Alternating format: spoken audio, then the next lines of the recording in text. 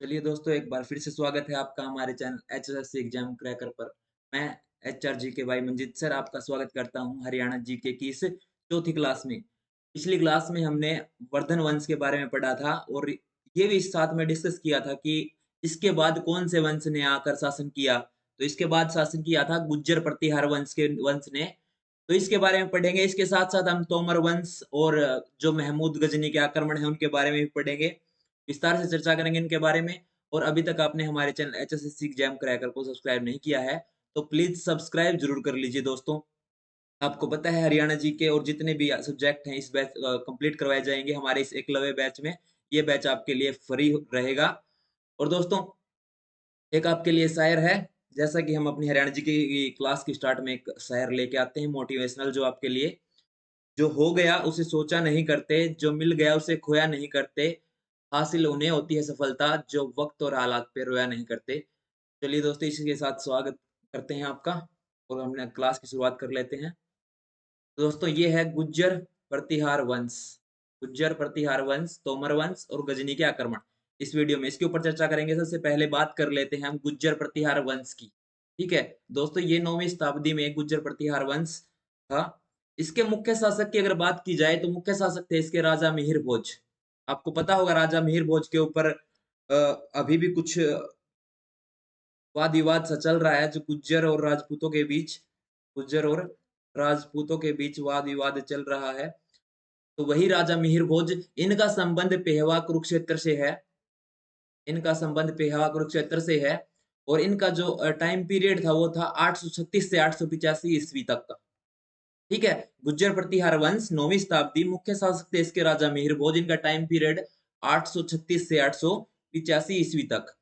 और राजा मिहिर भोज के बारे में हमको जो जानकारी मिलती है वो हमारे पेहवा अभिलेख से मिलती है। ठीक है।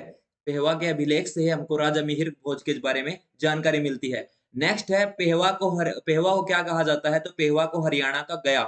दोस्तों, ये गया बिहार में है। ठीक है। और ये जो पेहवा है ये कुरुक्षेत्र में, इसको हरियाणा का गया बोला जाता है। इसी के साथ क्वेश्चन आता है, पेहवा में घोड़ों का व्यापार होता था। पेहवा में घोड़ों का व्यापार होता था। ठीक है। नेक्स्ट, इसके अतिरिक्त 9वीं शताब्दी की जो एक्स्ट्रा जानकारी है वो देख लिए क्या है। 9वीं शताब्दी में संगीत के स्वर जिस ईंट पे लिखे हुए थे वो ईंट मिली, जिस पे संगीत के सातों स्वर सारे गामा पा जो लिखे हुए थे वो मिले अग्रोहा से। इसके साथ साथ अग्रोहा से एक मृद भांड मिला है, सूर्य देवता की मूर्ति भी मिली है और एक टकसाल मिली है। ठीक है दोस्तों, चलिए उसके बाद बात कर लेते हैं हम। नेक्स्ट जो हमारा वंश आ गया तोमर वंश। तोमर वंश के बारे में पढ़ेंगे। तोमर वंश के जो संस्थापक हैं हमारे वो अनंगपाल तोमर। तोमर वंश के संस्थापक हमारे अनंगपाल तोमर। अनंगपाल तोमर इस वंश के संस्थापक थे। और दोस्तों, इनके इष्ट देव ना सूर्य होते थे। सूर्य, इनके इष्ट देव सूर्य की उपासना करते थे। इसी कारण इन्होंने सूरज कुंड का निर्माण निर्माण करवाया जो फरीदाबाद में है। सूरज कुंड का निर्माण करवाया जो फरीदाबाद में है। और सूरज कुंड को और किस नाम से जाना जाता है, तो मयूर झील। मयूर झील। ठीक है। सूरज कुंड का निर्माण तोमर वंश शासक अनंगपाल द्वितीय ने करवाया था। ठीक है, अनंगपाल द्वितीय ने करवाया था। और सूरज कुंड का दूसरा नाम मयूर झील है। तोमर वंश के दोस्तों पतन का क्या कारण था, तोमर वंश क्यों खत्म हो गया, इसके बारे में बताया जाता है कि मोहम्मद गजनी जो था, आपको पता है इसने भारत पर बहुत सारे आक्रमण किए, 17-12 आक्रमण किए। और इसके बारे में खास बात ये थी कि ये कभी हारा नहीं। तो महमूद गजनी और उनके जो वंशज थे, उनके आक्रमणों के कारण ये त्रास्त हो चुके थे। ये हार गए थे। और यही लगभग इनके वंश के पतन का कारण बना। ठीक है। इसके तुरंत बाद कौन सा वंश आया, उसके बारे में चर्चा करने से पहले हम मोहम्मद गजनी को थोड़ा पढ़ लेते हैं एक बार। तो मोहम्मद गजनी और उसके वंशजों के जो आक्रमण है उनको पढ़ेंगे। दोस्तों, ये आक्रमण लगभग 10वीं 11वीं शताब्दी के बीच में हुए। तो गजनी वंश जो था वो ये गजनी वाले जो थे ये तुर्क थे। ठीक है। इनमें अगर महत्वपूर्ण जो शासक था उसकी बात की जाए तो वो था गजनी। महत्वपूर्ण शासक की बात की जाए वो था गजनी। गजनी के जन्म गजनी का जो जन्म था 1 नवंबर 971 ईस्वी में हुआ। ठीक है। इसकी मृत्यु इसके साथ साथ 1030 में हुई। पिता का नाम जो था वो सुबुक्तगीन था। पिता का नाम सुबुक्तगीन था। दोस्तों, महमूद गजनी एक सुन्नी मुसलमान था। ठीक है। शिया और सुन्नी में जो फर्क समझते हो आप, जो सुन्नी मुसलमान होते हैं वो अपने धर्म के बिल्कुल अपने धर्म के कट्टर होते हैं, उनको सुन्नी मुसलमान बोला जाता है। और गजनी पहला ऐसा शासक था, गजनी का ऐसा पहला शासक था जिसने सुल्तान की उपाधि धारण की थी। और महमूद गजनी ने भारत पर कुल 17-12 आक्रमण किया था और ये कभी हारा नहीं था। ये आक्रमण 1001 से लेके 1027 के बीच में थे। ठीक है, इसके बारे में पढ़ेंगे। नेक्स्ट,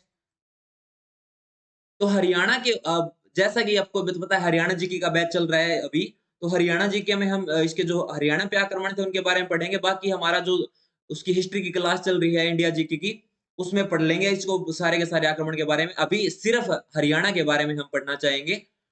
सिर्फ हरियाणा जीके पढ़ रहे हैं तो हरियाणा के बारे में सिर्फ पढ़ेंगे। दोस्तों, इसका हरियाणा में जो आक्रमण था ना, मेन आक्रमण, तो वो 1009 में थानेसर पर था। 1009 में थानेसर पर था।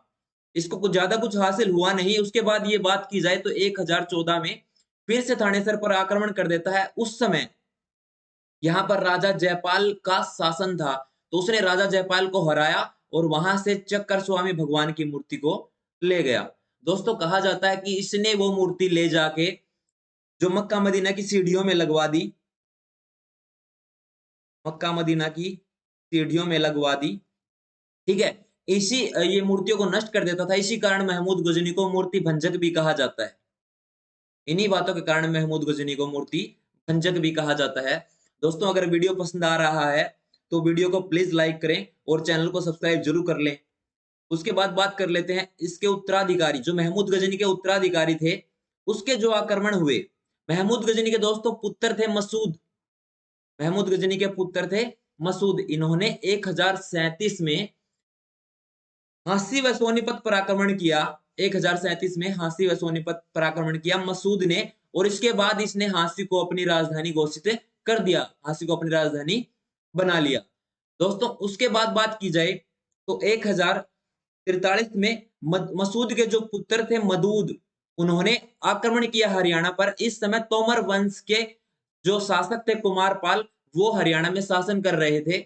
इनका साथ दिया चौहान ने। ठीक है, तो जो तोमर थे और चौहान थे, उन्होंने एक साथ लड़ाई लड़ी और मदूद को हरियाणा से भगा दिया। मदूद को हरियाणा से भगा दिया। इस लड़ाई में मदूद की हार हुई। दोस्तों, ये तीनों वंश थे।